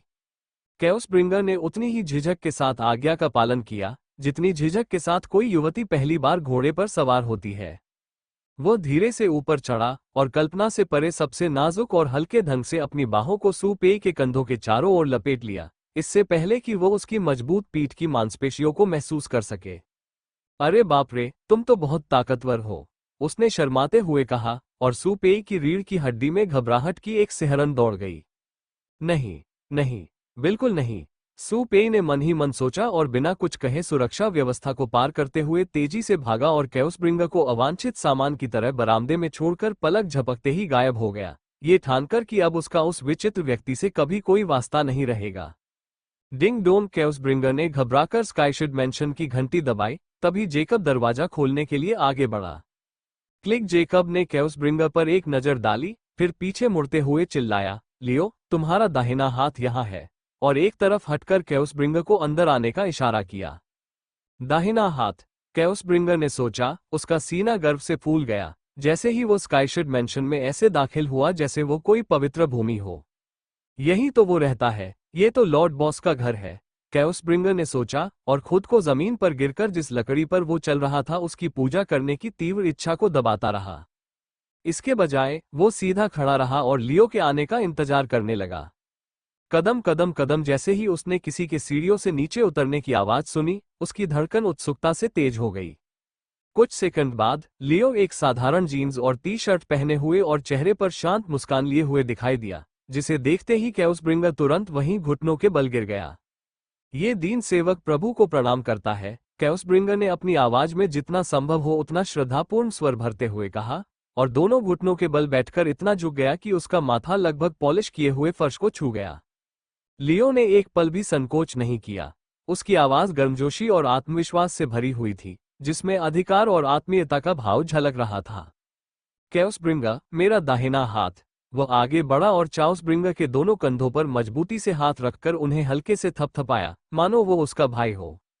उस साधारण से इशारे ने चाउसब्रिंगा के बचे खुचे संयम को भी चकनाचूर कर दिया। उसके गले से एक सिसकी फूट पड़ी और अगले ही पल उसका सारा धैर्य टूट गया। उसकी आंखों से आंसू अनियंत्रित लहरों की तरह बह रहे थे। लियो की पकड़ में उसके कंधे कांप रहे थे। वो बोलने की कोशिश कर रहा था लेकिन नाकाम रहा, बस कृतज्ञता के टूटे फूटे शब्द ही बोल पा रहा था। मेरे प्रभु, आप अभी भी। उनकी आवाज फिर से लड़खड़ा गई और उन्होंने शब्द ही छोड़ दिए, अपना सिर झुका लिया और आंसू बेरोक-टोक बहने लगे। लकड़ी के फर्श पर ऐसे टपक रहे थे जैसे किसी वेदी पर चढ़ाए गए प्रसाद हों। लियो ने उसे वो क्षण दिया। उसके हाथ चाउसब्रिंगा के कंधों पर स्थिर थे और उसके होठों पर हल्की सी मुस्कान थी। तुम यहां तक पहुंचने में कामयाब रहे। अब खड़े हो जाओ, तुम बहुत दिनों से दूर थे। चाउसब्रिंगा ने आज्ञा का पालन किया, लेकिन उसकी निगाहें लियो के चेहरे से हटी नहीं। वो हर विवरण को इस तरह से निहार रहा था मानो उसे अपनी आत्मा में अंकित करने की कोशिश कर रहा हो। अगर इसका मतलब फिर से आपकी सेवा करना हो, तो मैं हर दुनिया पार कर जाऊंगा, हर तलवार का सामना करूंगा और हर नरक में जल जाऊंगा। हे मेरे प्रभु, उसने कांपती हुई आवाज में फुसफुसाया। तो फिर तुम बिल्कुल सही जगह पर हो, लियो ने सरलता से जवाब दिया और गर्मजोशी से चाउसब्रिंगा को गले लगा लिया। अपने सभी अनुयायियों में से लियो को इस बात में कोई संदेह नहीं था कि चाउसब्रिंगा सबसे वफादार था। अध्याय 579 रूपरेखा तैयार करना। जब आखिरकार चाउसब्रिंगा ने अपना संयम वापस पा लिया, तो लियो ने बिना समय बर्बाद किए उसे पूरी योजना के बारे में बताया और शांत लेकिन सोच समझकर लहजे में पूरी योजना की रूपरेखा प्रस्तुत की। 12वें एल्डर एक ऐसे दुश्मन हैं जिन्हें मुझे हर हाल में खत्म करना होगा, लियो ने कहना शुरू किया। उसकी निगाहें चाउसब्रिंगा पर टिकी थीं, जो पूरी एकाग्रता से सुन रहा था। लेकिन वो अभी भी पंथ के एल्डर है, इसलिए उन्हें सार्वजनिक रूप से मारना असंभव है और छुपकर मारने से केवल संदेह ही पैदा होगा। वो धीरे धीरे टहलने लगा, उसकी आवाज स्थिर थी। इस समय मैं नहीं चाहता कि कोई भी अनावश्यक रूप से मुझ पर नजर रखे। मैं किसी भी तरह की जांच शुरू होने का जोखिम नहीं उठा सकता। 12वें एल्डर को गायब होना होगा, लेकिन इस तरह से कि किसी को पता भी न चले कि वह चला गया है। वो रुक गया और उसकी नजरें चाउसब्रिंगा की आंखों से मिली। यहीं पर आपकी भूमिका शुरू होती है। पिछले कुछ दिनों में मैंने आपको उससे बातचीत करने के लिए इसलिए कहा था ताकि आप उसका अध्ययन कर सकें, उसके व्यवहार, बोलने के तरीके और हाव भाव को समझ सकें। क्योंकि एक बार जब वह मेरी हिरासत में आ जाएगा, तो सार्वजनिक रूप से उसकी जगह आप ही लेंगे। चाउसब्रिंगा की आंखें चौड़ी हो गईं। उसे बदल दें? हाँ, लियो ने पुष्टि की। मैं तुम्हें एक तकनीक सिखाऊंगा, तुम्हें इसे पूरी तरह से सीखने की जरूरत नहीं होगी।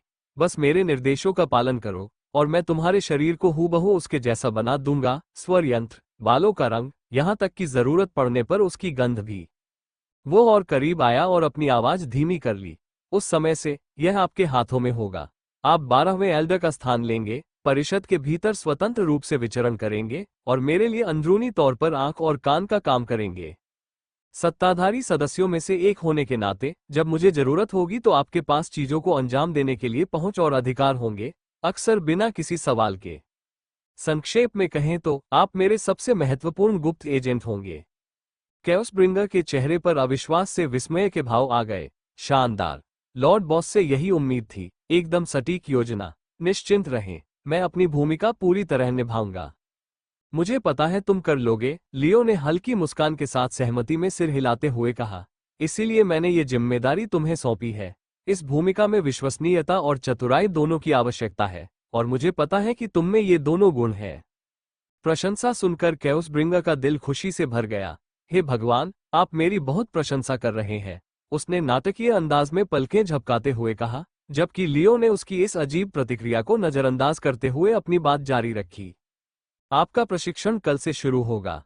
12वें एल्डर के निजी सहायक के रूप में आपका कर्तव्य समाप्त होने के बाद आप हर रात स्काईशेड मैंशन आएंगे और प्रशिक्षण के लिए रिपोर्ट करेंगे। मैं आपको जो तकनीक सिखाना चाहता हूं, उसे शेप शिफ्ट कहा जाता है और आमतौर पर इसमें महारत हासिल करने में महीनों लग जाते हैं। लेकिन मैं आपको केवल वह एक रूपांतरण सिखाऊंगा जिसे आपको सीखने की आवश्यकता है, न कि पूरी चाल, इसलिए ये बहुत तेजी से हो जाएगा। जब भी आपको मेरी जरूरत होगी, मैं यहां मौजूद रहूंगा, आपकी हर आज्ञा का पालन करूंगा। लियो ने उसे रात के लिए विदा करने से पहले उसके कंधे पर एक और थपकी दी और चाउसब्रिंगा ने उत्सुकता से जवाब दिया।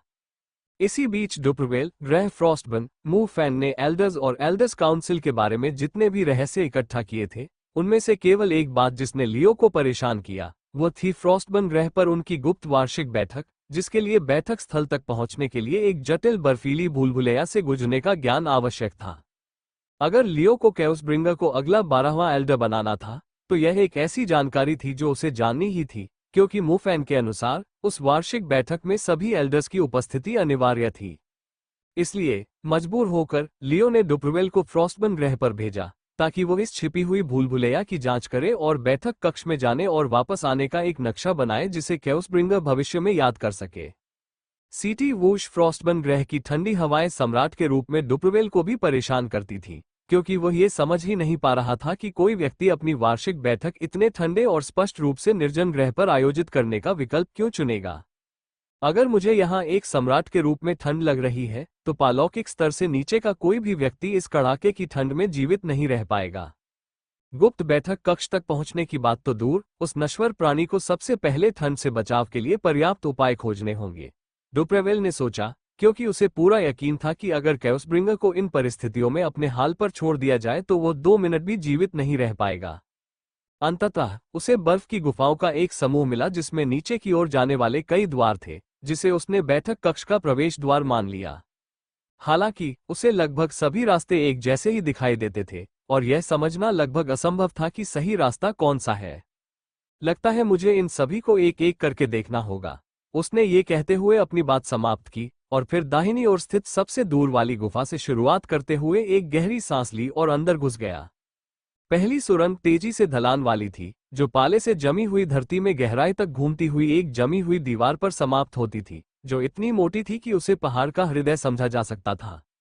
दूसरा हिस्सा बीच से धंस गया, नुकीले बर्फ के टुकड़े आगे का रास्ता ऐसे रोक रहे थे जैसे किसी विशालकाय जानवर के दांत हों। तीसरा रास्ता अधिक आशाजनक, चौड़ा और समतल था, जिसमें आगे कहीं से हल्की हवा बह रही थी, फिर भी वो उसे एक पूर्ण वक्र में ले गया और अंततः उसे उसी गुफा समूह में ले आया जहां से उसने शुरुआत की थी। तो ये सिलसिला घंटों घंटों, दिनों दिनों तक चलता रहा। ये भूलभुलैया केवल सुरंगों का एक साधारण जाल नहीं थी, बल्कि धोखे से भरी हुई थी। कभी कभी बिना किसी कारण के हवा अचानक गर्म हो जाती थी, जिससे उसे मार्गदर्शन देने वाले धुंधले माना के निशान छिप जाते थे। कभी कभी उसके कदमों की आवाज 2 बार गूंजती थी, एक बार स्वाभाविक रूप से और दूसरी बार बिल्कुल अलग दिशा से बहुत धीमी आवाज में, मानो उसे अपने रास्ते से भटकाने की कोशिश कर रही हो। और फिर वहां जाल बिछे हुए थे। एक गुफा में, देखने में हानिरहित लगने वाले पाले के एक छोटे से हिस्से के नीचे एक पतला सा माना धागा छिपा हुआ था, जो छत से बर्फ की सुइयों की बौछार को ट्रिगर कर सकता था। एक अन्य मामले में, एक खाई के ऊपर बने एक संकरे पत्थर के पुल को इस तरह से तैयार किया गया था कि वह वजन के नीचे ढह जाए, और इसकी एकमात्र चेतावनी इसके किनारों पर माना घनत्व में मुश्किल से दिखाई देने वाला बदलाव था। स्वाभाविक रूप से डुपरवेल उन सभी से बचता रहा, लेकिन केवल इसलिए क्योंकि उसकी धारणा बहुत तेज थी, उसकी हर इंद्रिय जमी हुई हवा में जरा सी भी गड़बड़ी को पकड़ने के लिए तत्पर थी। तीसरे दिन तक उसकी निराशा ठंडे दिमाग से ध्यान केंद्रित करने में बदल गई थी। उसने हर बंद गली का विवरण लिखना शुरू किया, अपनी कटार की धार से बर्फ में सूक्ष्म निशान बनाए, और अपने जूतों के नीचे हर रास्ते की अनूठी गूंज को याद कर लिया। तेज गूंज का मतलब था कि आगे एक संकरी सुरंग है, जबकि धीमी कदमों की आवाज अक्सर खोखली बर्फ या छिपे हुए गड्ढों का संकेत देती थी। 5वें दिन, अनगिनत गलत मोड़ों और पीछे हटने के बाद, वो एक घुमावदार ढलान से फिसल गया जो उसकी आगे बढ़ने की गति का विरोध करता प्रतीत हो रहा था। दीवारें संकरी होती जा रही थी और फर्श उसके पैरों के नीचे इस तरह मुड़ रहा था मानो उसे भ्रमित करने की कोशिश कर रहा हो। फिर भी वह आगे बढ़ता रहा, चिन्हित टाइलों और बर्फ से ढकी फिसलन भरी चट्टानों के बीच से रास्ता बनाते हुए, जब तक कि घुटन भरे गलियारे अचानक एक विशाल गोलाकार कक्ष में नहीं खुल गए। पाले से ढकी दीवारों के नीचे प्राचीन अक्षर मंद मंद चमक रहे थे, जिनकी चमक केंद्र में रखी एक विशाल ओब्सीडियन टेबल की चिकनी काली सतह पर प्रतिबिंबित हो रही थी। आखिरकार मुझे यह मिल गया, डुपरवेल ने धीरे से सांस छोड़ी, उसके होठों पर हल्की सी मुस्कान आ गई। उन्हें वह मिल गया था, बुजुर्गों की परिषद का गुप्त बैठक कक्ष। और उम्मीद है कि केओसब्रिंगर भी अपनी सफलता को दोहराने में सक्षम होगा, खासकर उस परिपूर्ण नक्शे के साथ जो वह उसे देगा। मैं बस यही आशा करता हूं कि वह इस यात्रा को पूरा करने के लिए आवश्यक शारीरिक शक्ति विकसित कर ले। यहां तक आना भी किसी नश्वर प्राणी के लिए आसान काम नहीं है, डुपरवेल ने ये सोचते हुए अपना काम पूरा होने के बाद वापस जाने का फैसला किया। अध्याय 580 न्याय का समय आ गया है। जिस समय डुपरवेल फ्रॉस्टबर्न की भूल-भुलैया में अपना रास्ता खोज रहा था, उसी समय लियो ने खुद को पूरी तरह से कैओसब्रिंगर को रात दिन प्रशिक्षित करने के लिए समर्पित कर दिया। उसे लगातार आकार बदलने की कला का अभ्यास कराता रहा। अपनी नसों में पानी खींचने पर ध्यान केंद्रित करो, फिर उसे माना नियंत्रण से बांधो, लियो ने निर्देश दिया। क्योंकि उनके मार्गदर्शन में कैओसब्रिंगर एक तेज सीखने वाला साबित हुआ, जिसने उल्लेखनीय गति से सबक आत्मसात किए। सच कहें तो लियो ने उसे शेप शिफ्ट के पूर्ण रूप में प्रशिक्षित नहीं किया था, जिस तरह से उसे और वेया को इसे सीखने के लिए मजबूर किया गया था, उसके विपरीत, जिसमें उन्हें शरीर के प्रत्येक अंग को 15 अलग अलग रूपों में बदलना सीखना था, कैओसब्रिंगर को केवल एक ही रूप सिखाया गया था। लियो ने इस तकनीक को उसके मूल रूप में प्रस्तुत किया और उसे हड्डियों को लंबा करने, मांसपेशियों को सिकोड़ने या चेहरे की विशेषताओं को नए स्वरूपों में मोड़ने के बारे में कुछ भी नहीं सिखाया। इसके बजाय उन्होंने पूरी तरह से एक ही परिवर्तन पर ध्यान केंद्रित किया, 12वें एल्डर का परिवर्तन। उस लिहाज से कैओसब्रिंगर का प्रशिक्षण पूरी तकनीक में महारत हासिल करने से कम और उसे पूरी तरह से याद करने, एक ही रूप को अपने शरीर और दिमाग में इस तरह से अंकित करने पर अधिक केंद्रित था, ताकि वो उसे पूरी तरह से दोहरा सके। और इस सरलीकृत प्रशिक्षण के परिणामस्वरूप परिणाम शीघ्र ही प्राप्त हुए। महज 15 दिनों में कैओसब्रिंगर अपने शरीर को एल्डर के आकार से मेल खाने के लिए बदल सकता था। ऊंचाई, वजन, मुद्रा और सामान्य अनुपात को अचूक सटीकता के साथ समायोजित कर सकता था। हालांकि चेहरा बनाना सबसे मुश्किल साबित हुआ। बुजुर्ग व्यक्ति की शक्ल से पूरी तरह मेल खाने में उसे 3 और दिन तक थका देने वाले अभ्यास करने पड़े। हालांकि उसे बालों के रंग और आवाज की गूंज को अंतिम रूप देने के लिए 1 और दिन की जरूरत थी, लेकिन आखिरकार प्रशिक्षण शुरू होने के 19 दिन बाद कैओसब्रिंगर 12वें एल्डर के हूबहू हमशक्ल के रूप में लियो के सामने खड़ा था। बहुत बढ़िया, 12वें एल्डर के रूप में रूपांतरण में महारत हासिल करने के साथ मेरी असली योजना अब आखिरकार शुरू हो सकती है, लियो ने अपनी हथेलियों को रगड़ते हुए कहा, और उसके चेहरे पर प्रतिशोधी मुस्कान आ गई। 12वें एल्डर को न्याय के कटघरे में लाने का समय नजदीक आ रहा था, और अगर सब कुछ सुचारू रूप से चला तो कल दोपहर तक वो आखिरकार उस आदमी को पकड़ लेगा। अगले दिन 12वें एल्डर के दृष्टिकोण से अगले दिन 12वें एल्डर ने ग्रह वोर्थास पर अपना काम हमेशा की तरह शुरू कर दिया। उनकी दिनचर्या में संदेह का जरा सा भी संकेत नहीं था। शहर के 20,000 अधिकारियों की भीड़ उनके लिए सिटी प्लाजा में इकट्ठा हुई थी, जहां उन्हें दिन का अपना पहला सार्वजनिक भाषण देना था। उनके बगल में उनका पसंदीदा निजी सहायक कैओसब्रिंगर था, जो उनका मनोबल ऊंचा रखने के लिए लगातार उनकी तारीफों की बौछार करता रहता था। मेरे प्रभु, कैओसब्रिंगर ने लगभग श्रद्धा भरे स्वर में कहा, यह स्थान क्षमता से अधिक भरा हुआ है। आपका प्रभाव दिन प्रतिदिन और अधिक समर्थकों को आकर्षित कर रहा है, यहां तक कि असहमति जताने वाले भी आपकी उपस्थिति में सिर उठाने की हिम्मत नहीं करते। बुजुर्ग ने मुस्कुराते हुए अपने निजी निवास के संगमरमरी फर्श पर अपने वस्त्र लहराए और प्रतीक्षारत काफिले की ओर बढ़े। ऐसा नहीं होना चाहिए। असहमति साहस का ढोंग करने वाली कायरता के अलावा कुछ नहीं है। फिर भी उनका विरोध उपयोगी उदाहरण प्रस्तुत करता है। यदि जनता मुझे व्यवस्था बनाए रखते हुए बोलते हुए देखे तो भय शांति बनाए रखता है। कैओसब्रिंगर ने धीरे से हंसते हुए नजरें झुका ली। सचमुच, आपके जितना कुशल ढंग से भय की बागडोर कोई नहीं संभाल सकता मेरे स्वामी। लोगों को बस आपकी एक झलक चाहिए और उन्हें अपनी औकात याद आ जाती है। बुजुर्ग व्यक्ति ने चापलूसी को उत्तम शराब की तरह आत्मसात कर लिया, जिससे उनके निजी अंगरक्षकों के बीच उनकी चाल में जोश भर गया। वे बख्तरबंद शटल में दाखिल हुए, जिसकी सुरक्षा ड्रैगन के काफिले को हफ्तों पहले मिली सुरक्षा से कहीं बेहतर थी, क्योंकि वो कार्यक्रम स्थल की ओर बढ़ रहा था। वोश कुछ मिनट बीत गए और जल्द ही वे सिटी प्लाजा पहुंच गए, जहां कार्यक्रम स्थल के ठीक बाहर कुछ उत्साही नागरिकों और प्रेस सदस्यों ने उनका स्वागत किया।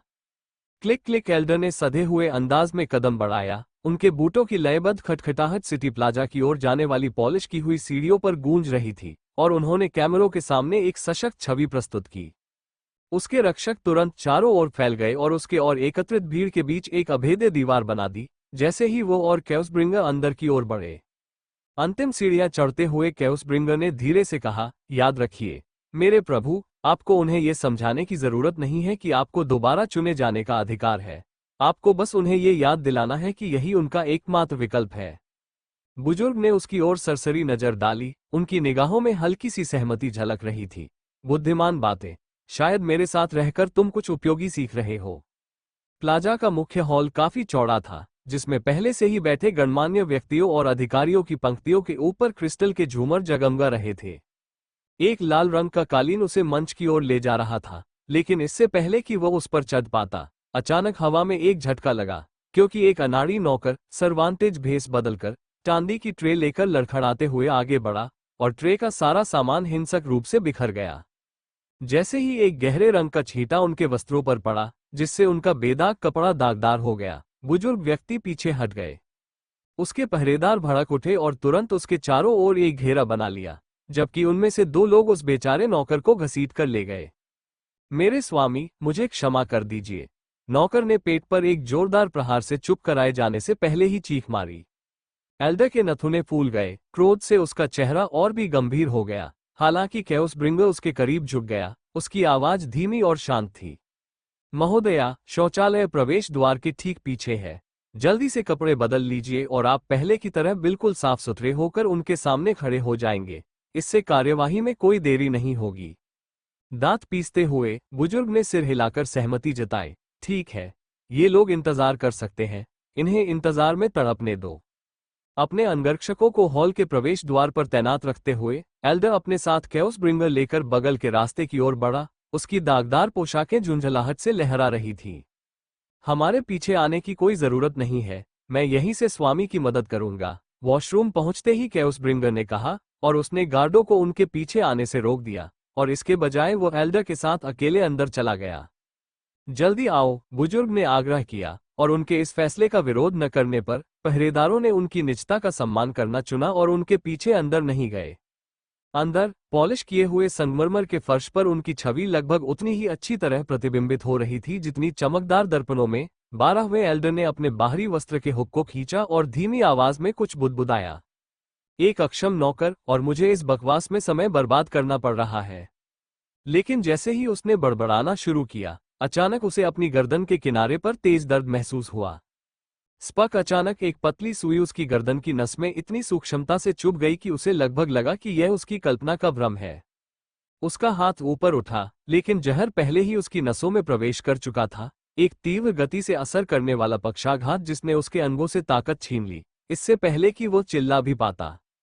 ये क्या हो रहा है, उसने सोचा, जब उसने देखा कि कमरे के हिलने के साथ ही उसकी अपनी परछाई उसके सामने से धुंधली हो गई और उसके घुटने अचानक लड़खड़ा गए। यहाँ क्या हो रहा है? कैओसब्रिंगर अभी तक मदद के लिए क्यों नहीं चिल्ला रहा है? उसने सोचा, क्योंकि बेहोश होने से पहले उसने जो आखिरी चीज देखी वो पॉलिश किए हुए फर्श पर एक हलचल थी।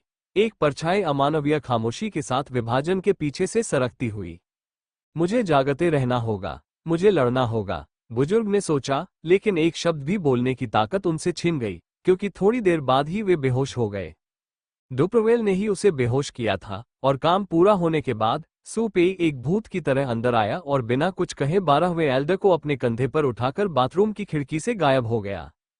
जब हलचल की आखिरी झलक भी गायब हुई, तो वॉशरूम का दरवाजा चरमराया और कैओसब्रिंगर आगे बढ़ा।